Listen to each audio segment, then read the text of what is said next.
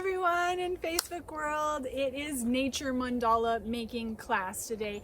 I have been waiting for this class for like 2 weeks because last week it snowed.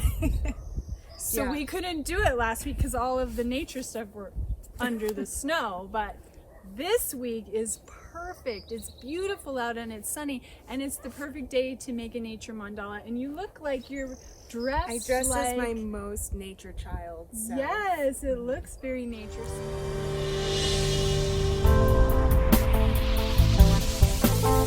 Okay, we're gonna make a nature mandala today. I know some of you joined us for the drawing mandala class.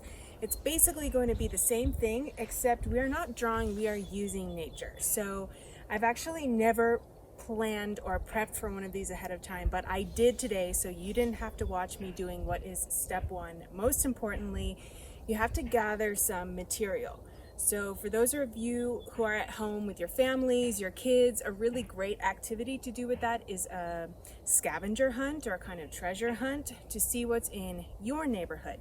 So I went on a walk yesterday and wasn't planning on finding all these beautiful things, but I started to notice different flowers and different leaves. And even though I walk this same way every day, it just came alive in a different way. So it's a really fun way to get outside and to explore. Oh, look, we have a beetle now. It's like, I want to be to part explore of it. the nature that's in your area. So I'm actually going to get down onto the ground because step two of making a nature mandala is to find a place where you want to build it. I'll say build it instead of draw it or create it. So being nature, it's not gonna last forever. If you are using something like rocks, you can think about gluing it onto something, but I like to just be in the land. I started doing these when I was living by a beach. So those of you who are beachside, it's great to do with seashells and drawing in the sand. And maybe we're going to incorporate this little guy into our mandala. We'll see how it goes. Okay, so I have next to me here, I'm not sure if you're seeing this, but take my word for it. Lots of amazing, beautiful things. Some things that I collected and things that may be on your scavenger hunt list are different kinds of leaves, flowers, and rocks primarily is what I've got here. And I also have these little tiny balls that I'm not sure what they are, but I did discover right before we started this video that they have thorns, so it's going to be super fun. Okay, so it's also going to be really cool to see, like, in different parts of the country what you find and what you can make your mandala. Exactly. In your own backyard, you may start to notice things that you didn't before. I know I did. I've never seen a lot of these things before, but now I'm seeing them everywhere. So if you joined us last time, you'll know that a mandala is a piece of art that is formed in a circle. It starts in the middle and it grows outward. So we're going to do the same thing here, and I kind of picked something on my walk that I thought might be really good in the center of our circle, and this is actually the fruit from a yucca tree where it has a kind of a banana. The desert's just amazing. So I'm just gonna pick a spot and make this be the center of our mandala. Okay, so this being the middle, we're gonna grow the mandala outward this way. So just like when you're drawing, you know, you could take a minute to take a breath and just kind of see what comes out of it. So I'm going to, I think, reinforce that we're making a circle, and I'm gonna use some of these rocks I collected and just start to place them around. If you are here in our drawing class, you know that when we're starting a mandala, we find the central point. You can make some circles if you like, and then the next step is to cut it up like a pizza. So a pizza is going to give you little sections, just like a delicious slice of pizza, and in each one of those sections, you're going to repeat the same shape or color or pattern. So we're gonna essentially do the same thing. And without even thinking, I put 6 rocks down, so I think we're just gonna go with that. Okay, another beautiful magical thing of the desert, I have some juniper berries. I don't know if you can see these, they're very tiny, but they are really blue and purple. So I'm gonna add a little color to this circle here, and I'm gonna put 2 juniper berries between each of the rocks.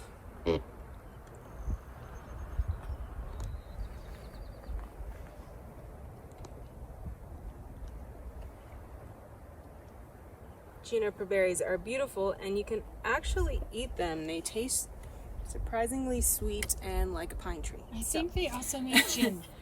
Yes, they do also make gin. So it's healthy. It's healthy. Go wild. Okay. So here we have our center, and we have a circle. I'm liking a little pop of color, so I'm gonna keep going with that. These I picked yesterday, so they're getting a little wilty, but you know, it has that kind of, I don't know, dramatic look that way. So I'm gonna put some of these guys sticking out this way from the rocks. Again, I put 6 of those rocks down, so I kind of cut my pizza into 6 pieces.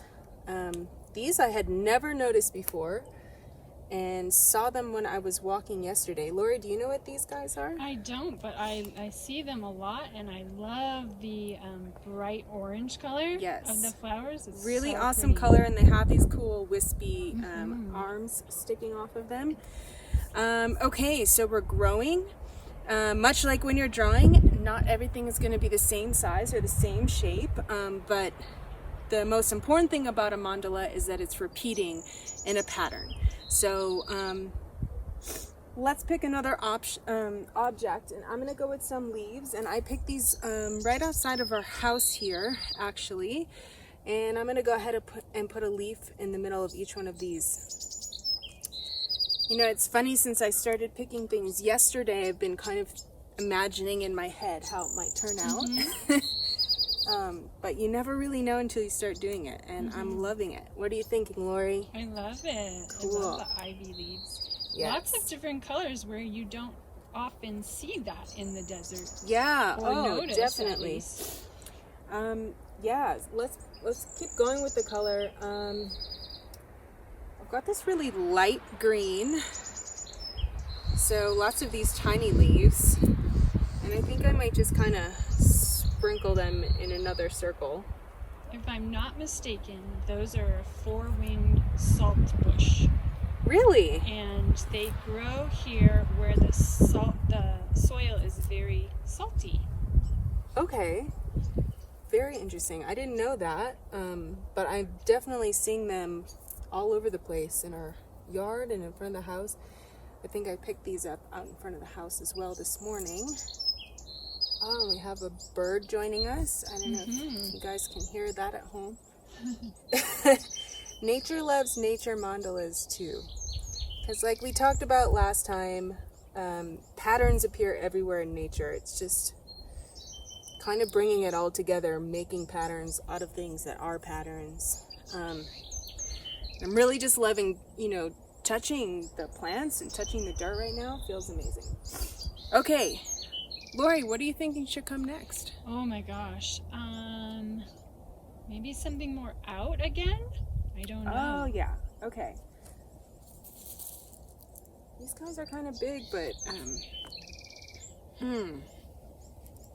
okay. Let's see what we can do with this. Let's go from the ivy leaves.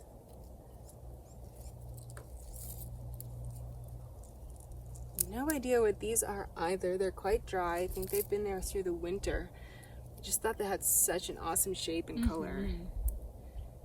And being the nature child that I'm embodying today, you know, I usually like to kind of ask a plant if it's okay if I pick it. And, you know, if you pull in, it doesn't want to come, I just kind of leave it there. But these guys were ready to be part of our art. I think I'm going to go with some more rocks, because I have a good amount of those now that this circle is getting bigger. And I've got these kind of big red rocks. These are actually the first thing I noticed on my walk yesterday, and I thought, wow, those would be cool in a mandala. And picked them up, and then that's when I started really paying attention on my walk.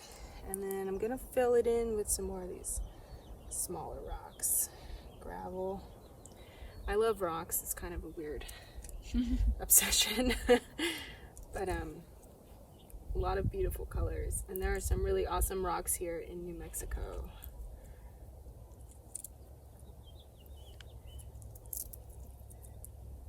Okay.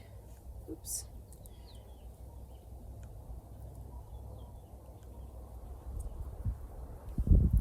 almost there. That's looking nice. Yeah, really nice. Wow. Okay. Okay, so this plant got a little withered since I picked it this morning. But one of our friends here was showing it to me. It's, I think, a form of wild broccoli, and you can actually eat the leaves, and they have a little spice to them. So yesterday I was nibbling on this wild plant in our garden. Today, and you're still alive, so exactly. all is well. You know, it's kind of like, what is it? Yeah, no, it's still alive. Not sure how many of these leaves I have, but we'll just go for it. I'm gonna make a kind of triangle shape. The bird says yes to this shape, so I'm gonna keep going. Oh, that's cool.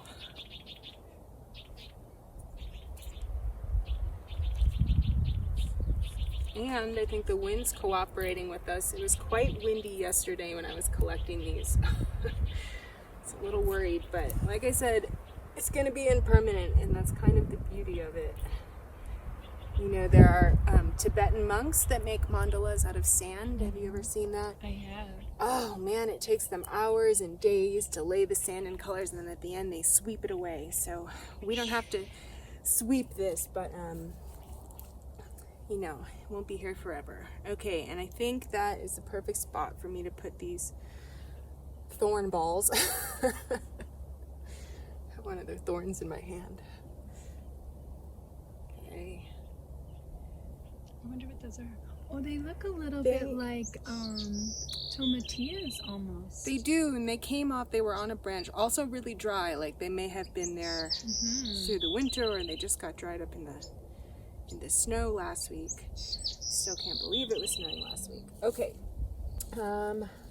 So kind of like when we're drawing and we make the outline and then fill it in, I think this is a good size for today. I'm going to just start putting some details. So these guys shriveled up a little bit too, but they're kind of little white flowers with a yellow middle.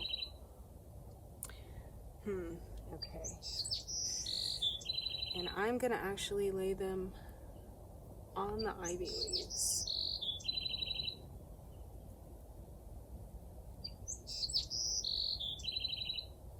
I'm loving that bird. He's super cute too. I don't know if you saw him, but he's got a really long tail. Yeah. And he's really teeny tiny. Wow. Okay. Excellent. Alright. These guys are pretty cool. These are just some weeds that I think were out in front. And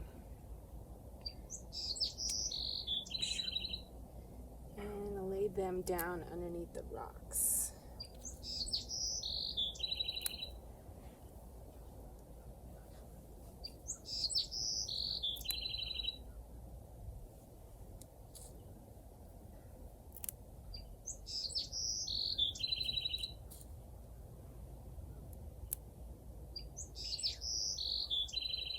Okay.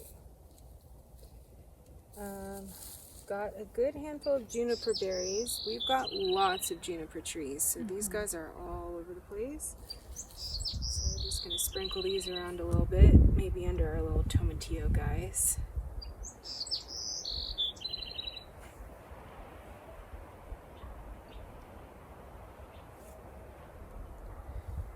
Yeah, there we go. What a cool color. And these might work. The top of the triangle.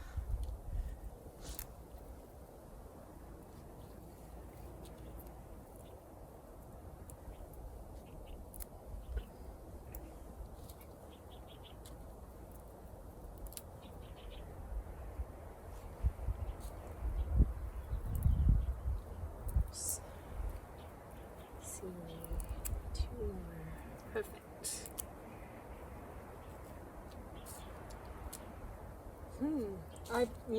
I brought some branches that I found on the ground, but I'm not feeling them right now. Also some wood chips, but I'm thinking that this looks pretty good. What are you thinking, Lori? So great. In fact, it feels super zen.